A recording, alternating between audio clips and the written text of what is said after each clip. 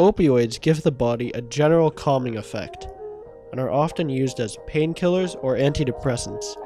But because of these effects, many people use them recreationally or can easily get addicted.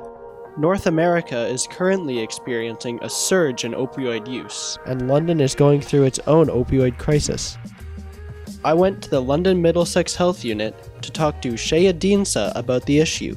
When did the opioid crisis first come to? When did it really explode? Even as far back as 2013, where our opioid related deaths were higher than the provincial rate. An HIV crisis was declared in Middlesex, London in 2016, so we had higher hepatitis C rates.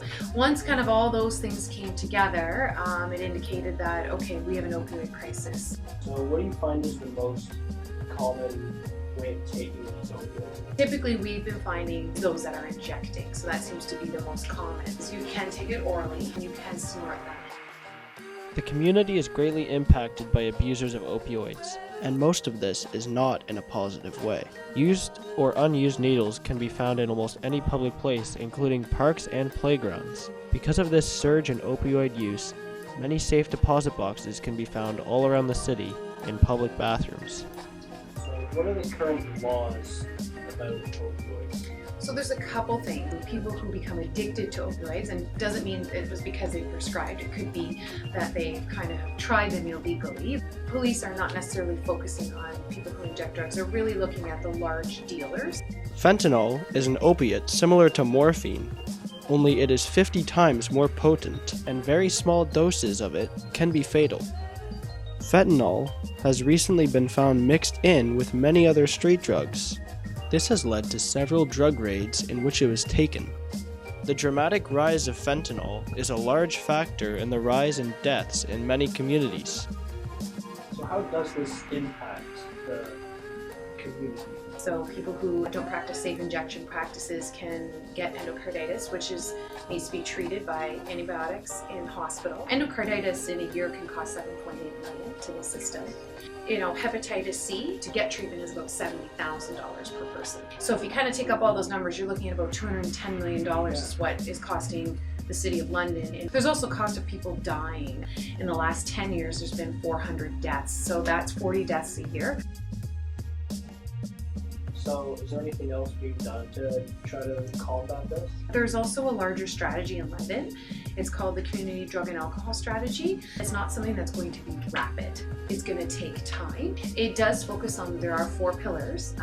Enforcement, which I kind of spoke a little bit about that. There's treatment, right? What kind of treatment options are people interested in when they're ready to leave addiction? And prevention. So how do you prevent people from getting into using drugs?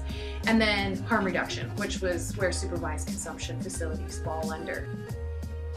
How does opioid use impact the families of the youth? I mean, it impacts already from an emotional side, right? You have someone who may be living with you who's actively using, and they live here, and there's a risk for overdose.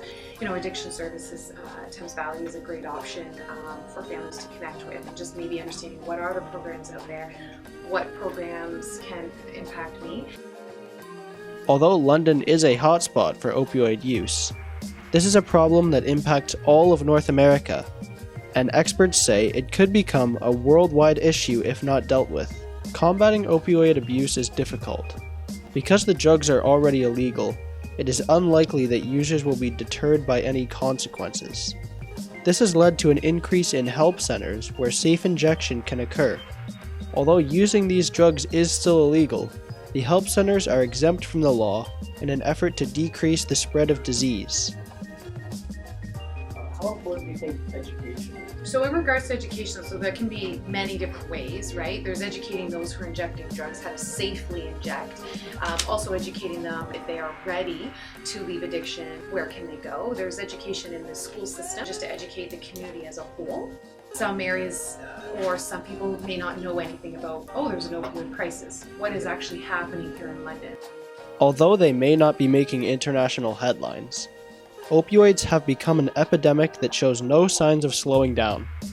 Our best bet right now lies in people like Shea and helping those who are injecting to do it safely and to ensure people are aware of the consequences.